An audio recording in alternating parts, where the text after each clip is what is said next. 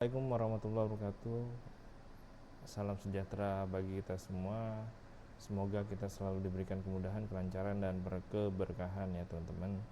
Baik, pada pendidikan kewarganegaraan materi saat ini kita akan membahas tentang urgensi integrasi nasional konstitusi. Maksudnya apa? Tujuannya apa? Ya, kita bahas ya teman-teman ya. Kita mulai dari pencapaian pembelajaran, terus nanti lanjut dari pengertian dari integrasi nasional itu apa, terus jenis-jenis integrasi nasional itu seperti apa, terus urgensi dari integrasi nasional dalam konstitusi itu seperti apa, terus norma dan nilai konstitusi dalam integrasi nasional itu apa, terus dinamika dan tantangan integrasi nasional itu seperti apa. Berikutnya strategi untuk memperkuat integrasi nasional. Dan seperti biasa nanti ada tugas. Oke, kita masuk pertama pada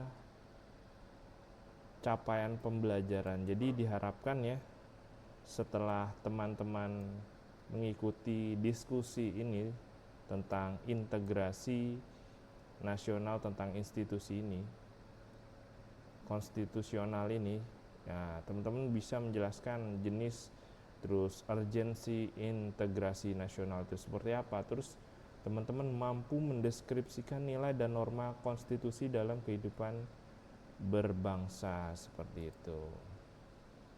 Oke, kita masuk dalam pengertian integrasi nasional ya. Integrasi nasional ini kita bagi menjadi tiga ya, mulai dari definisi, makna katanya, dan contoh nyatanya seperti apa. Untuk definisi sendiri, integrasi nasional adalah suatu proses menyatukan keberagaman yang ada di masyarakat ya teman-teman. Baik itu perbedaan suku, agama, ras, budaya, bahasa, sehingga kepentingan sosial di dalam suatu kesatuan yang utuh dalam bingkai Negara Kesatuan Republik Indonesia. Jadi di segala keberagaman tersebut dijadikan satu dalam bingkai NKRI seperti itu. Dalam makna katanya sendiri di sini ya. Dalam makna kata, pengertian dari integrasi nasional sendiri adalah integrasi ini berasal dari kata Latin teman-teman, yaitu integratio, yang berarti menyatukan atau menyatukan bagian-bagian terpisah menjadi satu kesatuan yang utuh. Sedangkan nasional sendiri adalah sesuatu yang berkaitan dengan bangsa sendiri atau negara sendiri, termasuk identitas dari kepentingan, nilai budaya, dan kebijakan yang berlaku di suatu bangsa negara tersebut. Contohnya di Indonesia ya. Jadi integrasi nasional kesimpulannya apa? Jadi adalah penyatuan bangsa Indonesia yang beragam menjadi satu kesatuan yang utuh. Kamu dari mana? Jawa. Saya bangsa apa? Indonesia. Kamu dari mana? Bali. Bangsa apa? Indonesia. Dari utara, sebelah utara mana? Aceh. Indonesia. Papua mana? Bangsa Indonesia. Jadi dari mana? Keluarga negaranya Indonesia. Contoh nyata dalam integrasi nasional di sini ya teman-teman, ini banyak contohnya ya. Misalkan pemilu serentak yang melibatkan latar belakang masyarakat, upacara bendera dari Sabang sampai Merauke, menyanyikan lagu kebangsaan Indonesia Raya, terus pengaruh bahasa Indonesia sebagai pemersatu bahasa daerah ya, meskipun banyak yang memiliki bahasa asing tapi disatukan menjadi dengan menggunakan bahasa Indonesia. Terus ada juga program pertukaran pelajar antar daerah. Nah, ini salah satunya. Ini banyak nih teman-teman contohnya, sampai dengan pengibaran bendera merah putih di kantor pemerintah, di sekolah, yang menunjukkan bahwasanya simbol persatuan dan kesatuan yaitu bangsa Indonesia. Seperti itu contoh dalam mengaplikasikan pengertian integrasi nasional. Kita masuk pada poin B, teman-teman. Jenis-jenis integrasi nasional. Jenis-jenis integrasi nasional sendiri mulai dari integrasi sosial, integrasi politik, integrasi ekonomi, dan integrasi budaya. Jadi keempat elemen, atau ada yang lain nanti integrasi teknologi atau yang apa, boleh ya teman-teman ditambahkan di kolom komentar. Jadi kita kebetulan membagi menjadi 4 ya. Kita ulangi lagi, mulai dari integrasi sosial, integrasi politik, dan integrasi ekonomi, dan yang terakhir integrasi budaya. Kita masuk ke integrasi sosial ya teman-teman. Integrasi sosial itu apa sih? Nah ini dia teman-teman. Jadi integrasi sosial adalah proses penyatuan dalam kehidupan masyarakat melalui interaksi sosial teman-teman, yang harus harmonis antar individu, antar kelompok, walaupun memiliki latar belakang yang berbeda, mau agama, mau suku, mau ras, mau budaya, ini berbeda, tapi kalau udah melakukan kegiatan atau interaksi sosial ini menjadi satu kesatuan. Tujuannya apa? Tujuan integrasi sosial ini adalah menciptakan keselarasan teman-teman dan kebersamaan dalam masyarakat. Nah, sehingga konflik dapat diminimalisir dan terciptanya kehidupan yang produktif dan damai. Itu tujuannya. Nah, ciri-ciri ya teman-teman, ciri-ciri masyarakat yang telah terintegrasi secara sosial, misalkan terdapat rasa saling menghargai antar individu atau kelompok. Yang kedua, adanya kerjasama dalam menyelesaikan masalah bersama. Terus yang ketiga, adanya kesadaran bersama teman-teman di sini akan pentingnya hidup yang berdampingan walaupun dalam perbedaan, seperti itu. Contoh nyata dalam integrasi sosial ini, misalkan ada toleransi antar umat beragama, masyarakat yang berbeda saling menjaga kerukunan pada hari raya, itu termasuk ya teman-teman, hari raya Buddha, Hindu, atau hari raya lainnya, tetap menjaga kerukunan, tidak saling menghina ataupun mengganggu, seperti itu. Itu udah ada integrasi sosial. Terus adanya gotong royong, seperti warga dari latar belakang bersama-sama. Jadi warganya dari latar belakang agama, ras, suku, golongan, ini bersama-sama membangun jalan desa atau membersihkan lingkungan. Nah, itu contoh dari gotong royong gitu. Ada juga forum komunikasi antar suku atau komunitas untuk menyelesaikan permasalahan sosial yang secara damai, semua dirembuk dengan baik agar tidak terjadi bermacam-macam konflik. Nah, penerimaan terhadap perbedaan adat dan tradisi dalam kehidupan masyarakat ini merupakan contoh nyata dalam integrasi sosial, seperti itu teman-teman. Jadi itu dia jenis-jenis integrasi, salah satunya integrasi sosial. Kita masuk ke integrasi politik. Apa sih integrasi politik itu?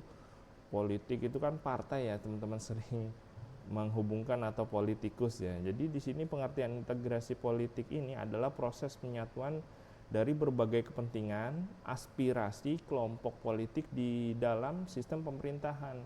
Nah, kebijakan negara sehingga menciptakan stabilitas, legitimasi, dan kesatuan dalam pengambilan keputusan publik. Nah, itu tuh melalui integrasi politik. Mulai dari akar di politik itu ada perbedaan ideologi, perbedaan partai, perbedaan kelompok, kepentingan. Nah, itu diselaraskan untuk mendukung kelangsungan dan keutuhan negara kesatuan Republik Indonesia.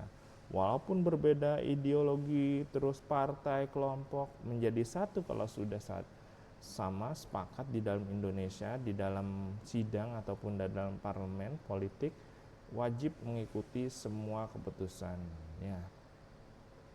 Tujuannya apa? Tujuan dari integrasi politik ini, pertama ya jelas ya, untuk menciptakan stabilitas pemerintahan, sehingga nih teman-teman ya, kebijakan publik dapat dijalankan secara efektif, atasnya sesuai, bawahnya pelaksananya pun sesuai, saling memiliki hubungan, tidak terputus di tengah atau di atas, nah seperti itu.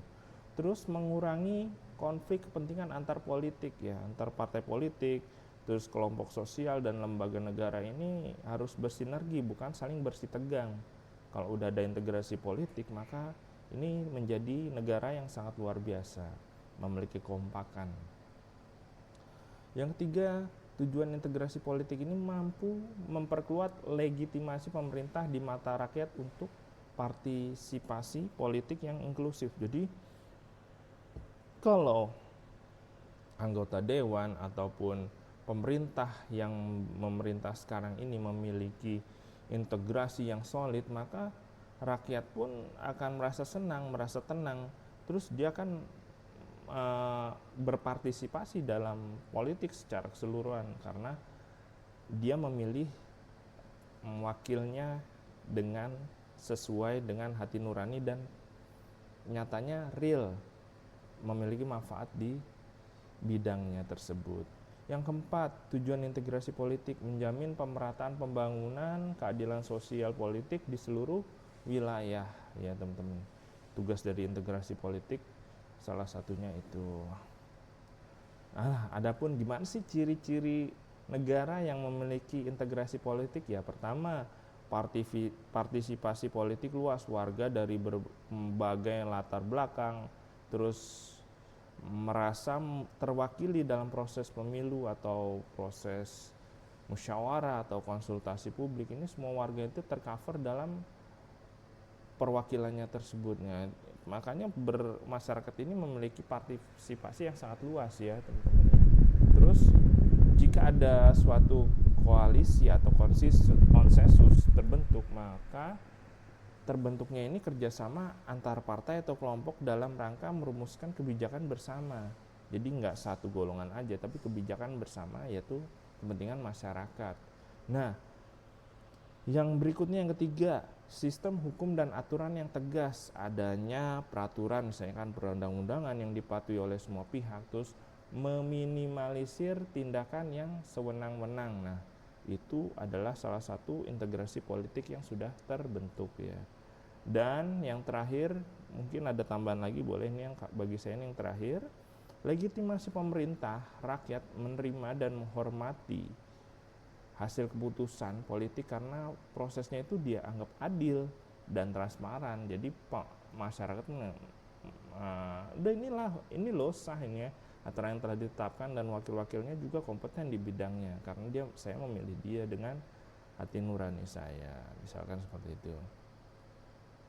Contoh nyata nih, integrasi politik di Indonesia, misalkan melakukan pemilu serentak nih, semua warga dari Sabang sampai Merauke memberikan suaranya di suatu hari yang sama, mencerminkan kesetaraan hak politik. Yang kedua, musyawarah perencanaan pembangunan. Nah, di sini atau mungkin di daerah ini namanya musrenbang ya, tingkat desa atau kabupaten atau provinsi dimanapun ya, di berbagai tempat pihak pemerintah, DPRD dan masyarakat ini didiskusikan untuk menyepakati prioritas mana pembangunan yang harus diutamakan terlebih dahulu. Terus contohnya lagi, misalkan pembentukan kabinet kerja antar partai, misalkan koalisi pemerintah yang melibatkan partai yang berbeda menjalankan roda pemerintahan. Nah, itu termasuk dari integrasi politik.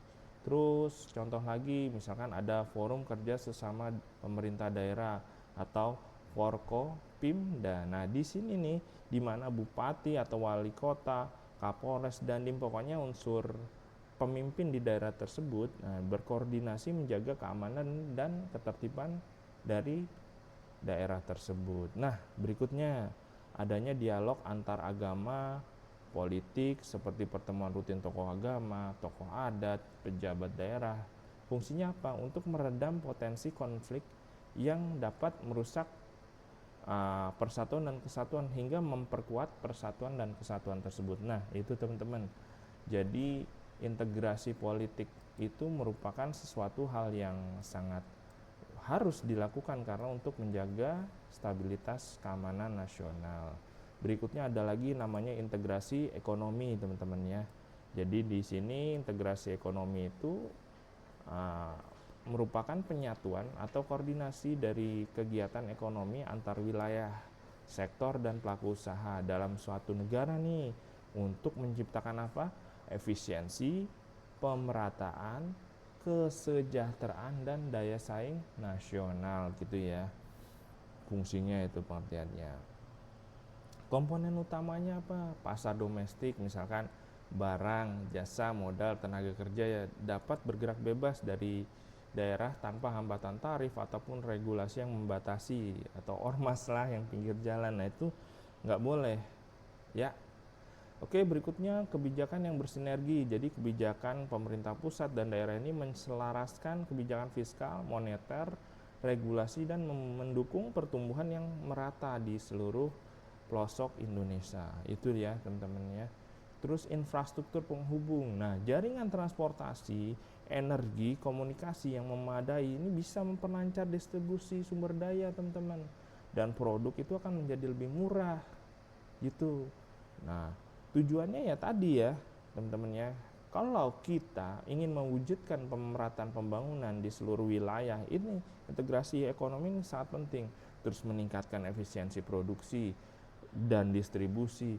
Terus dengan efisiensinya ini yang 3 masuk, memperkuat daya saing produk nasional terhadap pasar global. Barang kita lebih murah bisa diekspor dan menghasilkan devisa masuk ke Indonesia. Nah, yang keempat akhirnya apa? Akhirnya meningkatkanlah kesejahteraan masyarakat secara merata di Indonesia. Seperti itu tujuannya. Nah, contohnya gini teman-teman, ada pembangunan nih pada zaman Pak Jokowi ya, Pak Jokowi atau presiden yang kita yang lampau ini, pembangunan Trans Sumatera, Trans Jawa yang menghubungkan provinsi dan mempercepat distribusi barang dan mobilitas tenaga kerja. Nah, itu salah satunya. Terus ada lagi program dana desa untuk membiayai proyek lokal di ribuan desa. Jadi desa ini siap membangun daerahnya masing-masing. Pertumbuhan ekonomi desa ini akan meningkat otomatis ya. Terus ada lagi kredit usaha rakyat, pembiayaan mikro UMKM di daerah. Nah, ini mengembangkan gelora ekonomi di daerah teman-teman. Luar biasa. Terus kawasan ekonomi khusus dibuatlah seperti Batam, Kendal, atau Arun di Leksmawe yang menarik investasi, menciptakan lapangan kerja. Dibuatlah di situ. Pokoknya kalau investasi kita buat di sini, kita lokalisir di sini. Pokoknya fasilitas, aturan dan lain-lain kita buat di sini. Tenang, kita buat, kita sesuaikan, kita permudah untuk investasinya. Otomatis investasi itu kan datang, dan dampaknya apa tadi? Roda ekonomi akan berjalan teman-teman. Berikutnya pasar digital e-commerce nasional. Jadi platform menghubungkan antara penjual dan pembeli dari Sabang dan Merauke. Nah, disinilah letaknya untuk membuat link and match antara produksi dan konsumen yang membutuhkan. Yang berikutnya ada lagi program hilirisasi industri. Jadi pengolahan bahan mentah seperti kelapa sawit, nikel dalam negeri untuk meningkatkan nilai tambah sebelum diekspor agar harga itu lebih tinggi dan kita lebih untung. Dan apa dampaknya? Ada banyak pekerja yang akan melakukan pekerjaan untuk kegiatan tersebut hingga mengurangi angka pengangguran. Nah, itu kan luar biasa teman-teman. Nah, itu dia fungsi dari integrasi ekonomi. Setelah itu kita masuk lagi dalam jenis integrasi nasional yaitu integrasi budaya teman-teman ya. Nah, di sini integrasi budaya maksudnya seperti apa? Budaya ini adalah proses penyatuan saling menghargai teman-teman untuk unsur budaya seperti adat istiadat, seni, bahasa, tradisi yang memiliki ragam ya teman-teman, terus dan dimiliki oleh beberapa kelompok dalam satu bangsa, sehingga terbentuklah kesadaran bersama bahwasanya ini identitas nasional yang kokoh dan tanpa menghilangkan keunikan lokal ya teman-teman. Tujuannya apa? Ya itu satu, untuk memperkuat identitas nasional, menyatukan keberagaman warisan budaya dalam kesatuan bangsa. Terus setelah itu kita menimbulkan toleransi, mendorong kita saling menghormati, menghargai dan perbedaan tradisi dan nilai. Yang ketiga, mencegah konflik antar komunitas dengan saling memberi pengertian terhadap budaya, terus menghindari gesekan dan hingga terjadinya sesuatu gesekan yang sangat diminimalkan lah gitu teman-teman ya. Terus mengembangkan kreativitas, inovasi, perpaduan elemen budaya, terus membuka ruang karya seni dan barangkali akan menimbulkan produk baru, produk budaya baru yang akan timbul karena perpaduan tersebut.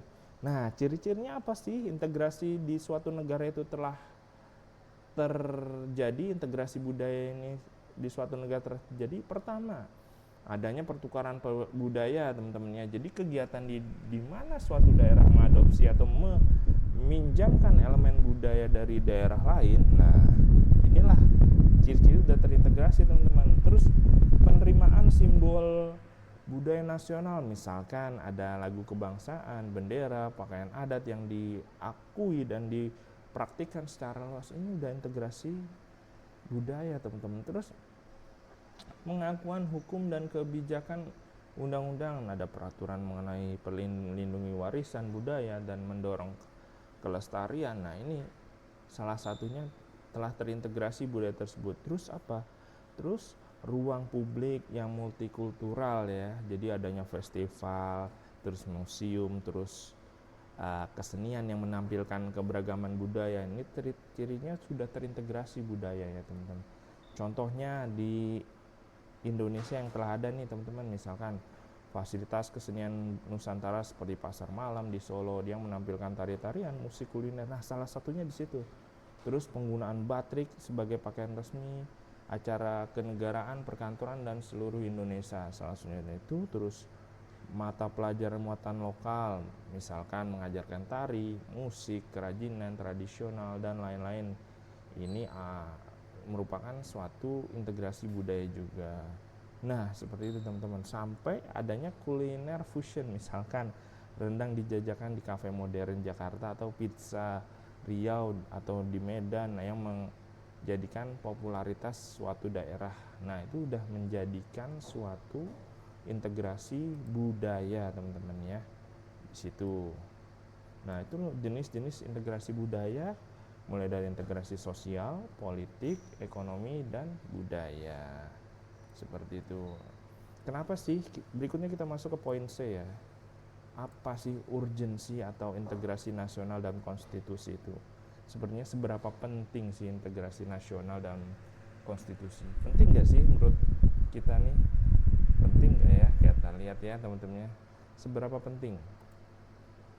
Nah, di sini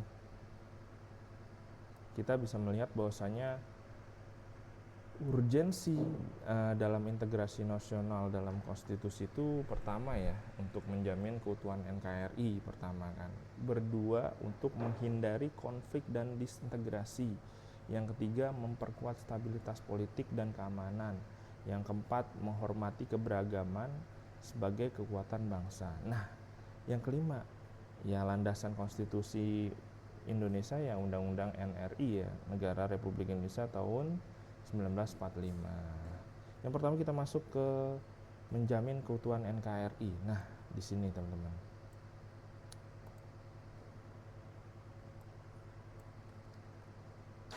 Fungsi dari menjamin keutuhan NKRI sendiri sangat penting untuk menjaga keutuhan negara kesatuan Republik Indonesia. Ini terjadi karena apa? Karena Indonesia ini terdiri dari suku, bangsa, budaya, bahasa yang berbeda-beda. Tanpa ada integrasi keberagaman yang bisa menjadi potensi perpecahan di sini. Nah, gitu ya. Adapun beberapa alasan mengapa integrasi ini penting untuk menjamin keutuhan NKRI. Pertama, untuk menghindari konflik horizontal. Maksudnya seperti apa? Tanpa integrasi, perbedaan dapat memicu konflik antar kelompok, baik berdasarkan suku, agama, budaya. Integrasi nasional ini menciptakan rasa menghormati, terus rasa kelompok yang berbeda-beda tapi ini tetap dalam satu kesatuan. Nah, itu dia fungsinya. Dan juga memperkuat identitas bangsa. Dengan integrasi, setiap warga negara ini merasa memiliki identitas yang sama sebagai bagian dari bangsa Indonesia meskipun berasal dari latar belakang yang berbeda. Nah, pentingnya solidaritas nasional nih ketika terjadi bencana alam, contohnya seperti gempa, banjir, atau kebakaran. Nah, solidaritas antar masyarakat ini di seluruh Indonesia tanpa memandang suku ya, agama, terus ini sangat terlihat ya saat warga dari berbagai daerah akan membantu satu sama lain. Ini memperlihatkan bahwasanya persatuan ini lebih kuat daripada suatu perbedaan. Nah, contoh nyata nih pada waktu tahun 2024 terjadi tsunami di Aceh, masyarakat dari berbagai daerah di Indonesia bahkan luar negeri bersatu untuk memberikan bantuan. Ini nih menunjukkan bahwasanya meskipun ada perbedaan, semangat kebangsaan, persatuan dan menjaga keutuhan bangsa ini nyata.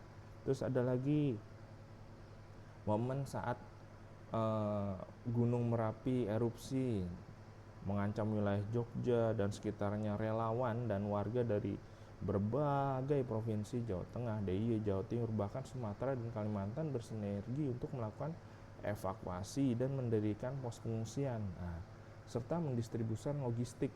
Itu dia teman-teman, semua bergotong royong demi keselamatan sesama. Ini apa? Menunjukkan bahwasanya persatuan dan solidaritas ini menjaga keutuhan NKRI. Seperti itu teman-teman. Menjalin keutuhan NKRI. Yang kedua, kenapa pentingnya integrasi nasional ya? Untuk menghindari konflik dan disintegrasi. Maksudnya gimana? Nah, peran nasional. Jadi integrasi nasional ini memiliki peran yang sangat penting dalam mencegah konflik sosial dan politik. Nah, kenapa? Karena dapat mengarahkan pada disintegrasi. Disintegrasi itu perpecahan ya. Ketika warga negara merasa mereka adalah bagian dari satu kesatuan bangsa, terus perbedaan ini tidak akanlah menjadi sumber pertentangan, tapi menjadi sumber kekayaan yang sangat memperkuat kerukunan. Alasan sih kenapa integrasi menjadi konflik dan disintegrasi. Jadi gimana sih alasan? Harusnya kan integrasi ya, dan menghindari konflik dan integrasi. Kenapa? Karena pertama, meningkatkan toleransi, misalkan integrasi nasional, misalkan mengajarkan masyarakat untuk saling menghargai perbedaan baik dalam hal agama, budaya ataupun suku ya teman-teman ya. Hal ini pertama dapat mengurangi potensi diskriminasi dan ketegangan sosial yang dapat berujung pada konflik. Nah, itu. Yang kedua adalah penguatan rasa kebersamaan. Dengan adanya integrasi, masyarakat ini merasa satu kesatuan nih, dan satu kesatuan bangsa dan satu kesatuan tanah air yang menyatu kan. Ya, jadi menyatu nih teman. Memiliki satu kesatuan tujuan, visi yang sama. Nah, ini menimbulkan rasa kebersamaan yang ingin saling menjaga dan tidak akan memecah belah di masyarakat gitu. Nah, fungsinya apa sih? Nah, sama untuk memperkuat sistem demokrasi ini ya teman-teman ya. Integrasi nasional ini mengajarkan masyarakat untuk berpartisipasi dalam kehidupan demokrasi secara damai, menghargai perbedaan dan mencegah adanya kekerasan politik. Di situ kuncinya. Contoh nyata nih, tahun 2019 pada pemilu, meskipun terjadi persaingan politik antar calon presiden dan partai politik, seluruh masyarakat tetap menyelenggarakan pemilu dengan tertib damai. Ada di negara lain yang pemilu ini sampai terjadi perpecahan. Nah, integrasi yang kuat menjamin bahwasanya meskipun berbeda pilihan politik, masyarakat tetap menjaga persatuan dan menolak segala bentuk kekerasan atau konflik. Nah, program Bhinneka Tunggal Ika. Jadi setiap tahun seluruh sekolah di Indonesia ini dari Sabang sampai Merauke mengadakan berbagai acara nih teman-teman, harus merayakan keberagaman budaya, agama, upacara bendera yang melibatkan semua etnis dan agama, dan memperkuat ikatan emosional antar masyarakat. Dan ini menurunkan potensi konflik yang mungkin terjadi ke depannya gitu ya teman-teman ya. Nah, seperti itu teman-teman. Yang berikutnya adalah memperkuat stabilitas politik dan keamanan. Nah, di sini teman-teman, urgensi dari integrasi nasional salah satunya adalah memperkuat stabilitas politik dan keamanan. Nah, di sini fungsi dari integrasi nasional yang baik ini menciptakan masyarakat yang bersatu, terus memiliki rasa saling percaya, loyal terhadap negara. Hal ini berdampak langsung pada stabilitas politik, keamanan, sehingga semakin tinggi integrasi, semakin kecil pula munculnya gangguan keamanan dan instabilitas politik. Jadi gini teman-teman, persatuan rakyat sebagai benteng negara ini ketika masyarakat ini menjadi satu kesatuan. menjadi terikat. Mereka tidak mudah terprovokasi, tidak mudah termakan isu perpecahan belah baik dari luar negeri maupun dari dalam negeri ya. Jadi persatuan